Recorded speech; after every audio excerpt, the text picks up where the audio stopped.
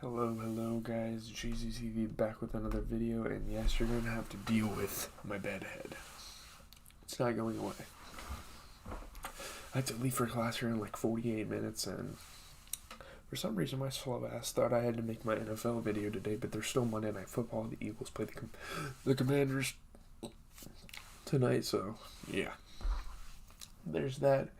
But we have Better Call Saul to talk about today. We have the 4th episode of Season 6. We are closing out this series. This is hit and run. Yeah, there's some interesting characters that get introduced to the story.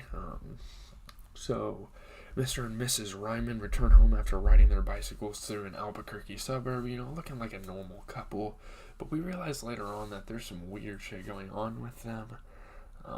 Not sure what exactly it is, but I'm sure in the future episodes they're going to develop that storyline to be something cool, like a Season 6 exclusive storyline.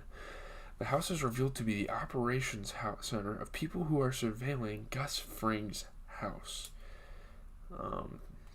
To make sure, he's alright, like, no one comes and kills him or anything. He's got a lot of ties, and people can easily figure out where he lives with connections, so they're surveilling and making sure Gus Fring is safe. Gus returns to his home and uses a tunnel system to enter the Ryman home, from which he oversees a widespread search of Albuquerque for Lalo Salamanca. Like, all these cameras are all over all over Albuquerque, like where Salamanca could possibly go. That's kind of like the storyline for this season as well, like finding Lalo Salamanca and killing him. That's kind of like the end goal of this season, and how they'll find him, where they'll find him. I mean, that's kind of the suspense. That's kind of what we're going to be figuring out in the next 9 or so episodes. Maybe probably like next like 8 episodes we'll figure that out. Mike Ehrmantraut says no leads have been found, but Gus insists that Lalo is alive. He knows he is alive. Hector's kind of like giving him this body language that Lalo is still alive and out there. So yeah. Well, Howard Hamlin visits his psychologist because he's like kind of going through some things. People are like, Jimmy and them are messing with him. His law firm is kind of going downhill, and he's getting some like psychological help. So that's very interesting. Jimmy McGill disguises himself as Howard, uses his duplicate key to take Howard's car, and picks up Wendy at a motel. This is awesome. Wendy returns from the Breaking Bad series.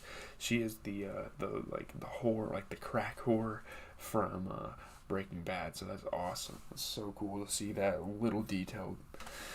They drive past Kim Wexler and Clifford Maine, who are they're sitting at a restaurant enjoying some lattes and food.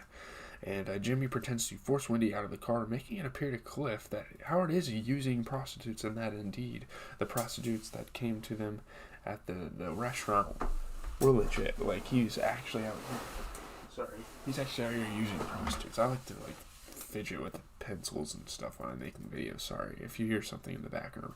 I just have to fidget with something. I don't know why. So Jimmy returns the car just as Howard leaves his appointment. Literally the most plot convenient shit I've seen in this series. Literally as Howard's walking to his car, and after he gets down the stairs, Jimmy's taking the cone and running off. So yeah, perfect timing. So Kim drives Wendy back to the motel, and Wendy alerts her to a nearby car, which Wendy believes to be undercover police. Wendy has seen this before. She's had the cops creeping on her. She has kind of this operation as a prostitute. Obviously, she has to be on the lookout. And it happens that these people are watching over Kim. Now, Kim is getting this experience a couple of times, and finally she's like, okay, I've had enough of this.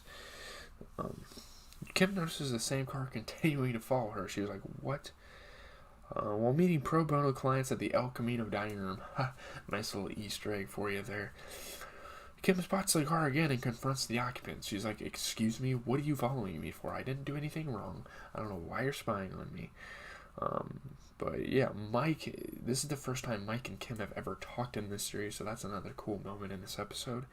So Mike reveals that the men following her work for him, that Lalo may still be alive, and that Mike is having men monitor anyone Lalo may contact. You know, Mike can't answer like serious questions, but Kim is kind of coming to a realization.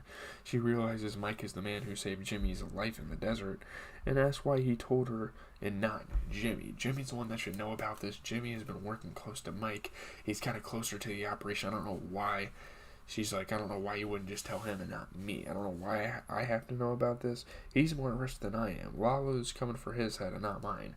Well, obviously, Kim kind of told him off when they were in their apartment, so it makes sense for Lalo to get his revenge in that way.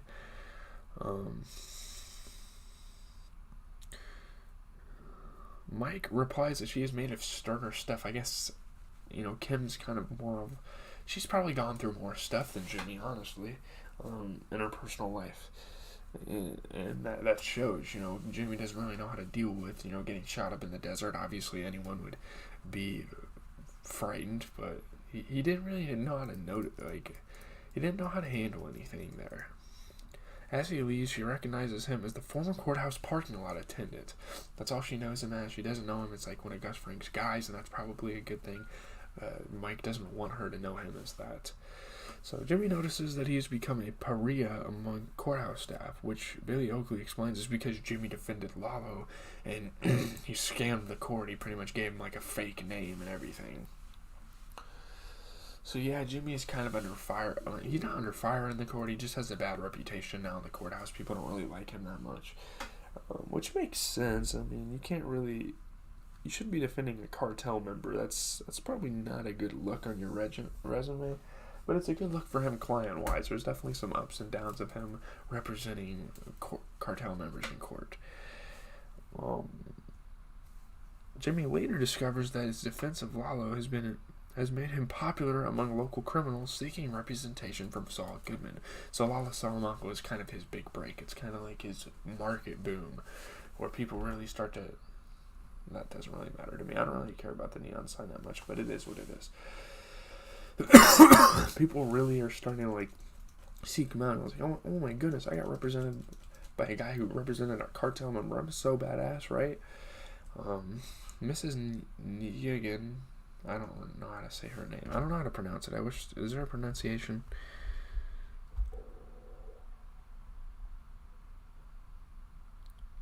I don't know how to pronounce that. She evicts Jimmy from the nail salon because of the high client volume. It's like taking over her nail salon, and she can't really conduct a business. So Jimmy begins scouting for a new office. That's kind of the goal here. He wants to find a new office. That night, Kim meets Jimmy at a potential location for his new office and is still shaken by the possibility that Lalo is alive. She's casually just going through the motions. Man, I could die any second. Lalo could pull up in a car and just shoot me at any second.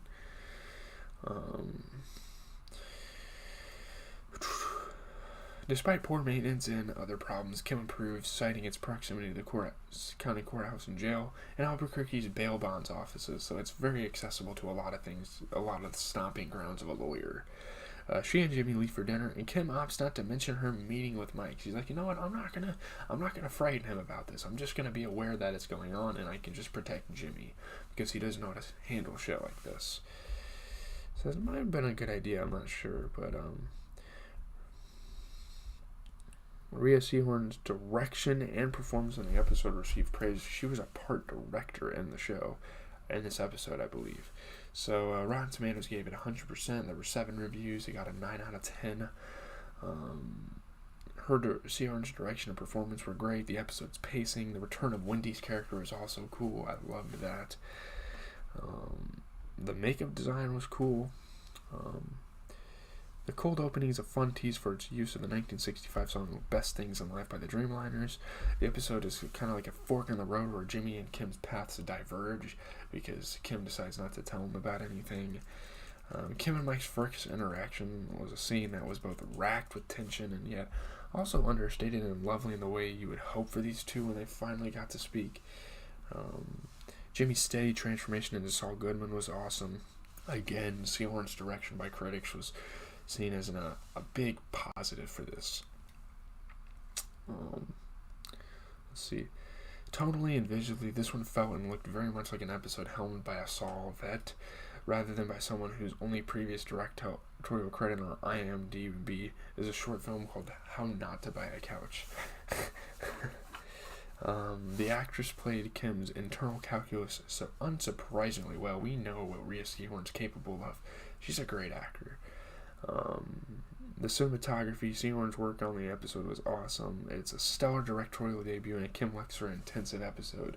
So she decided to give her some spotlight. Her character made her kind of like a badass. I think that was cool.